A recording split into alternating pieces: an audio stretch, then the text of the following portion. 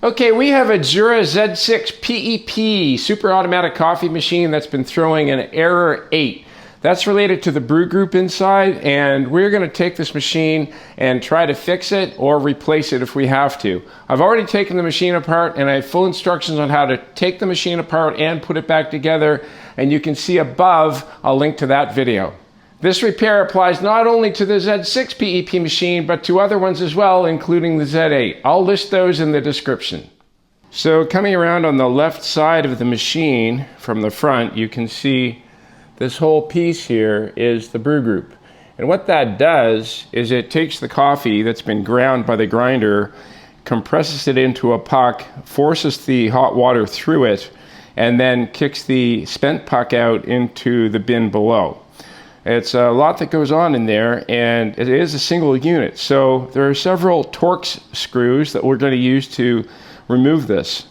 Okay, we have to remove this Brew Group, and while you do see several screws, there are only actually 4 screws that have to come out to remove the Brew Group. There's this one here, which is a Torx 20.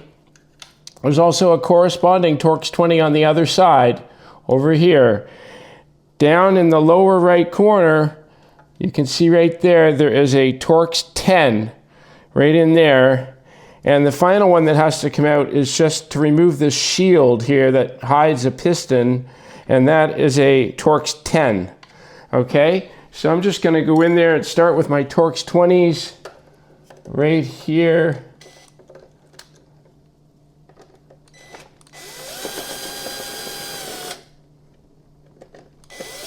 There's one now. It's out, but I don't want to drop it down in the machine, so I'm going to use these long needle nose pliers to grab that and pull it out. Okay, so there we have, there's one Torx 20. And I'm going to put these on a plate and line them up with where they, basically line them up on the plate with where they correspond to. Okay. The next one we're going to do is another Torx 20 on the other side, which is right in here. Pretty hard to see this, but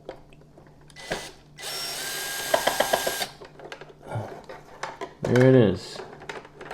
All right, I unscrewed it. I can't even get the needle nose pliers in there, but that doesn't really matter. Now we're going to go to Torx 10. So changing my bit over to a Torx 10. I'm going to take this little shield off that protects the piston. First of all, actually that one, it's a Torx 10. So you can see this little shield. There's the screw, there's the shield. Now that's there to protect a piston. You can see the piston here. And this is one of the things that can need to be lubricated. So we're going to keep that in place where it was so I don't lose track. Just going to put that right there. And then the last one is way down in the bottom. This Torx 10 way down here. Pretty easy to get at that. And hopefully you can see it okay too. And I'll just get a hold of that. And there it goes. That Torx 10, it just fell in the bottom. That's okay. Now, the last thing we have is this top line. Okay, so here is where the little clip is that has to come out. We have to get that with the needle nose pliers.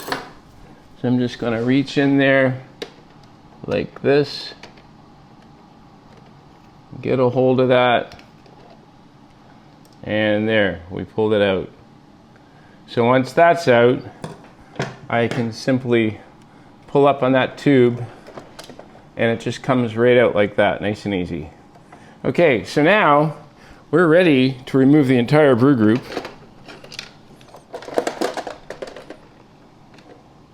Okay, there it is. The amount of magic that happens inside here can't really be overstated. This does a lot of work, and amazingly there's no electronics actually going to this. There's no wires or visible sensors or anything, because all of that sensing is done by this stepper motor back here that's got encoders This has got encoders on it that allow it to count cycles and turns and also detect back feedback in terms of whether it's reached its top or bottom based on the amount of current that I think the motor sees. I'm not exactly sure how they do it, but there are lots of ways you can do these sensing tricks with either direct or synthetic measurements. Okay, so now our challenge is to take this thing and take it all apart. The first thing I did actually do before to try to fix this error was to clean up everything in here. So I just soaked it, sprayed it out. I got a lot of junk out of it, and the machine worked better for a couple of weeks, but it did not completely solve the problem. You may want to, at this point, do that yourself and give it a try. And if that fails, you may just want to buy the part, and then you'll get the entire new thing. But I am going to attempt to refurb this myself. Okay, so I have been trying to find a good video on how to take this apart. I did find one video on the topic, and I'll put a link to that in the description below. I did break it down quite a bit, but trying to get these side clips off is really at the point of where I feel like I'm going to break something. And I would keep going, except while I was taking this apart, I noticed that two little pieces of metal, which if you can come in here and just look at my hand for a second, these two little pieces of metal look like they're from the same clip or clasp, which is somewhere down inside that machine that has broken. And so that is really causing me to abandon trying to repair this at all, because while I am uncomfortable taking it apart, I really don't see any downside in it. But when I don't even know where this part came from or how to replace it, knowing also that likely the seals need to be replaced, I am going to just take the executive decision here to order this part in whole. These are around $300 US in North America, and while I'm not promoting this site, there is a good site that's got a lot of parts called Jura-parts.com. That's where I ordered this replacement from. In Europe, there are more options. There are European machines. There are probably better sources and better prices. I have found some good things on good prices and good access on eBay, and I have ordered from there before. And I looked at eBay, I looked at Amazon, and I looked in the end, I looked at Jura-parts.com and discovered that the price had actually gone up a little bit, I think due to tariffs or something. But anyway, I won't have to worry now about future repairs to this, at least for many years, because all of the parts in here are going to be replaced, and it takes a few days to get the parts from them. So we're just going to leave the machine apart for now, and then I'll come back when I put it back in. But that part is really just the reverse of what I did to take it out. So we'll be back. So we bought a brand new replacement. Let's compare the old one, okay? We hold these up side by side. The new one did not come with this piece. So what we have to do is remove this screw, which is a Torx 10. Take that Torx 10 out, and what we're going to do is put this piece slides off. Okay, the first thing I'm going to do is slide the back piece on like this. That goes on like that. Then we take the gear piece, white part at the bottom, and we'll insert the gear in place, and then this bottom piece snugs up, and it is keyed, so you just make sure you get the key in the right slot. And then once that's in there, we can put that Torx 10, we can put this Torx 10 back in place right here. That's the only screw that actually holds that there. So I'm just going to, I always start by going a little bit backwards with the driver so that I don't cross thread it. Go backwards a little bit, And then we're going to go forward. Super low torque setting. You do not need to over tighten these screws. And there you go. So that's in. And now we basically reverse the whole process and just go back in. I'm going to move the light. There's our old one. Probably going to keep that just in case I ever want to take a run at fixing it or getting more parts out of it for some reason. Hopefully I don't need to. But we're going to just get this, first just hold this tube out of the way. And we're going to put it back in the way it came out. Okay.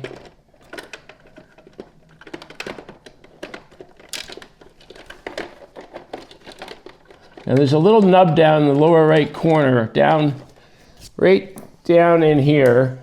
There's a rubber nub at the back. In fact, I'll show you that on the other one. I'll show you on this one. So on the back here, you can see there's a rubber nub. That rubber nub has to go in to the hole in the back of the machine. That's what holds it in place. So if you line it up with that, and if you don't do that, you'll be fighting it. But once it's lined up, you'll be all set to just go ahead and screw those screws back in. So I'm going to start with my one of my Torx 20s.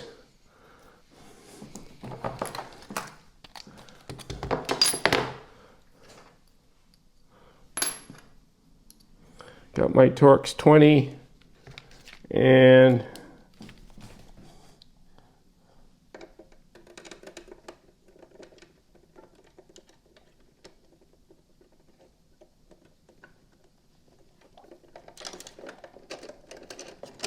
okay, and again, threading backwards first so we don't cross thread, and then go ahead. Okay, that one's in. Second Torx 20 on the other side.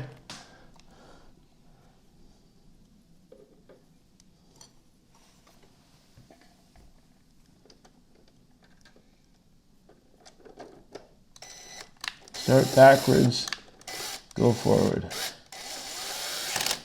There we go. Now with these ones, I'm going to give them a little bit more torque because they really do hold the whole Brew Group in place, and they are on metal. It's not like we're screwing into plastic here, we're screwing into metal on the back plane, so you don't have to worry about using a little extra torque. But I don't want to over torque them either. I just set that to a torque setting of 6 on my driver. Now we've got this lower right corner Torx 10. This one should go in pretty easily. This one is plastic on plastic, so I'm going to go backwards again to get the thread. I'm going to set it down to a torque of 2. And there we go, that's in. So we've only got one left to do. That is the shield. So just hold this Torx 10 in my hand while I go around the piston.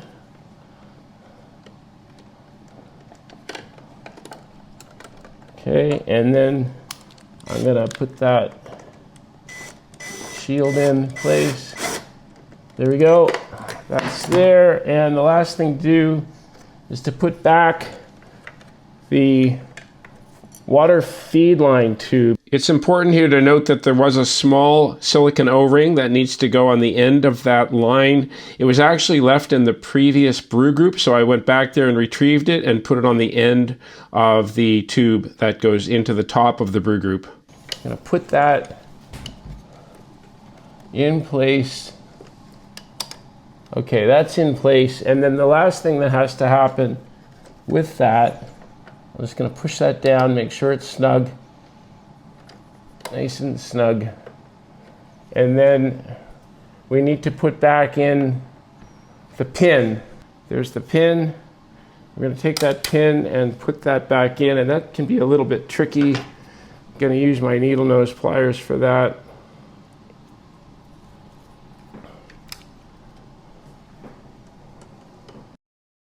Okay, we just give this a little push like that. Okay, we're going to put the machine back together. I do have a whole other video about that up in the top right corner, so please check that out if you're unclear on how to either open or close the machine. Going to go to the front. I've just turned it on and it seemed to cycle up okay. Make some espresso and see what happens. Wow. Okay. All right, we have coffee. So this is the Jura X6 repair for the Z6 and Z8 and many other machines. I'll put a list of them in the description.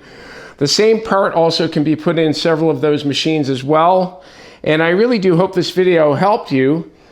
And if it did, please do give it a like. And also, please subscribe to my channel. Every new subscriber really helps a lot. Thanks.